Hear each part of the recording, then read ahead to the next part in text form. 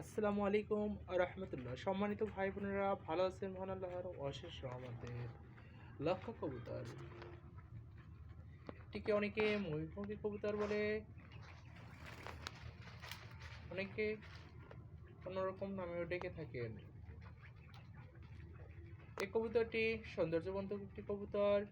এটি দেখতেও যেরকম সুন্দর, এটি আপনার একেবারে মিশুক, অর্থাৎ আপনার সাথে পোষ মানে গেলে এই কবুতরটি আপনার কাছাকাছি থাকবে। পিছনে এই যে পাখাগুলো থাকায় ওরা উঠতে পারে না, এজন্য সহজেই এটা পোষা যায়। কিন্তু বিড়াল, কুকুর, অন্যান্য ক্ষতিকর প্রাণী থেকে একটু খেয়াল রাখতে হয়। এটা অত্যন্ত মিশুক। দেখুন, আপনি খাবার দিবেন, কাছেই থাকবে।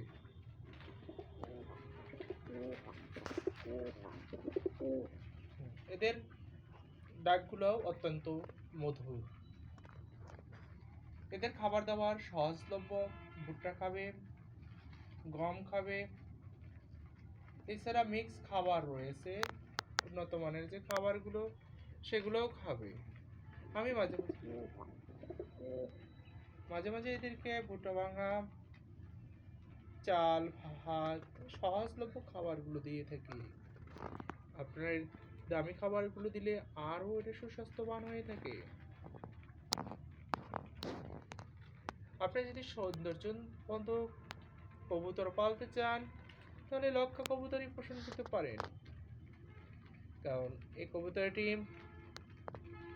অল্পের ভিতরে অত্যন্ত মিশুক কবুতর। পিছনে এই পাখাগুলো থাকায় এরা দূরে কোথাও উড়ে যেতে পারে না। রোগ ব্যাধি কম, বছরে 2বার ভ্যাকসিন করলেই হয়।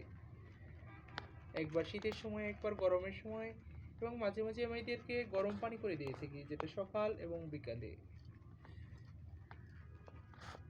দূরে কোথাও গেলে 2-1 দিন যদি খাবার নাও থাকে, এদের তেমন সমস্যা হয় না। পিছনের ময়ূরগুলো, এই ময়ূরের চেয়ে কিন্তু এরা সৌন্দর্য কম নয়। দেখছেন নাকি পিছনের অংশ? অনেক সুন্দর, মাশাআল্লাহ।